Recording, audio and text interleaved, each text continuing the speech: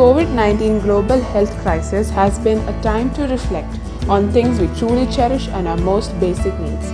These uncertain times have made many of us rekindle our appreciation for a thing that some of us take for granted and many go without: food. Food is the essence of life and the bedrock of our cultures and communities.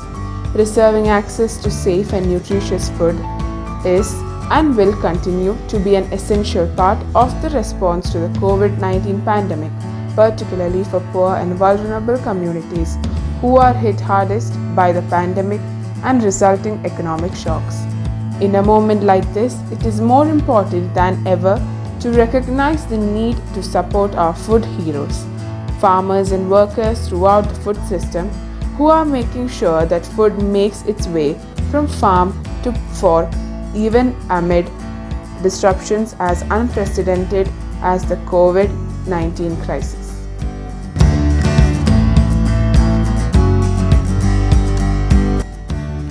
Eradication of hunger. According to the UN Hunger Report, hunger is the term used to define periods when populations are experiencing severe food insecurity. That is, when they go for entire days without eating due to lack of money, lack of access to food, or other resources. Around the world, more than enough food is produced to feed the global population, but more than 690 million people still go hungry. Some of the ways to eradicate hunger is reducing the loss and waste of food, promoting sustainable agriculture with modern technologies and fair distribution systems. The world has made great progress in reducing hunger, but there is still a long way to go, and no one organization can achieve zero hunger if it works alone.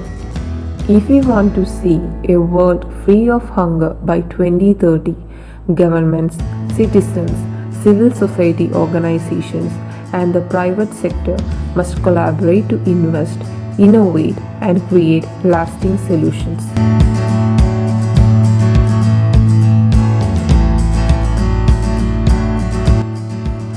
Agriculture is the backbone of any economy.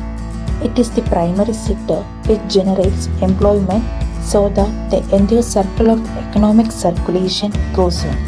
When we talk about the Indian economy, the majority of the population is restricted to this sector. With the ongoing pandemic, the livelihoods of all the farmers and the people who are indulging in this sector are at high risk. In some nations, COVID-19 has disappeared, while in some it is coming back.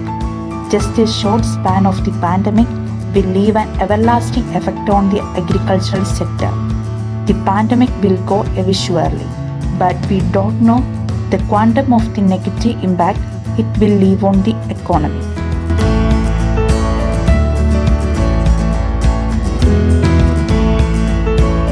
We live in a world where undernutrition and obesity can exist side by side in the same country, home, or even person. Food high in sugar, salt, or unhealthy fats are leading to unhealthy diets and are one reason why children may not be growing healthy, while causing other people to develop overweight or obesity. The consumption of unhealthy diets is heavily influenced by marketing. Easy access is fueling this new nutrition reality, but thankfully, change towards a healthier future is possible by having a sustainable healthy diet made up of a variety of foods that are safe for consumption. We can promote health and have better abilities to fight illness. How do we do this? Good nutrition for women during pregnancy and for children in their first 1,000 days of life, including breastfeeding, sets them up for a healthy adulthood and future generations. We should eat more of fresh fruits, vegetables, whole grains, pulses, nuts, seeds, and less sugary drinks and foods high in sugar, salt, and unhealthy fats. The loss of these foods we buy, the more the food industry will be encouraged to produce foods that contributes to a healthy diet. We can also call on our leaders to make the right decisions so that every person, everywhere can afford and access good nutrition.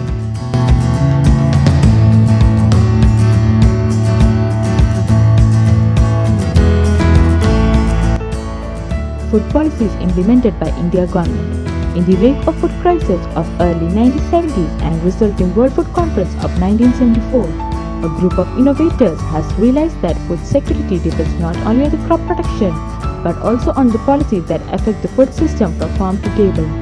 The International Food Policy Research Institute was founded in 1975 and for past 4 decades has worked to provide a solid research and evidence for policy to partners in donor and recipient countries. The agriculture is the largest livelihood provider in India, especially in rural areas, and plays a critical role in elevating poverty and undernutrition. The India's governmental 5-year plan aims to accelerate the growth of agriculture production and includes food security as a higher priority research area of national relevance. India has begun to implement its 2030 National Food Security Act, which calls for providing highly subsidized food grains to two-thirds of the country's population. By the end of 2014, 5 of the India's 29 states were fully implementing the Act, and the 6 other states were partially implementing it. However, despite this progress, nutrition remains a persistent challenge.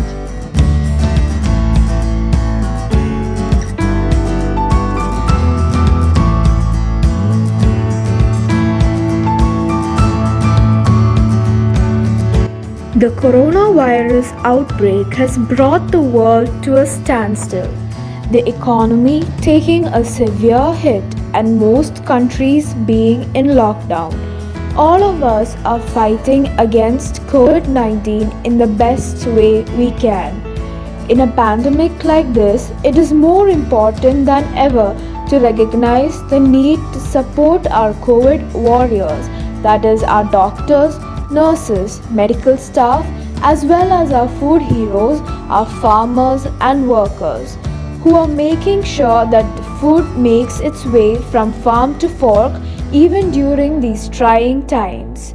The theme of this year's World Food Day is Grow, Nourish and Sustain, and that is exactly what our COVID warriors have done this year.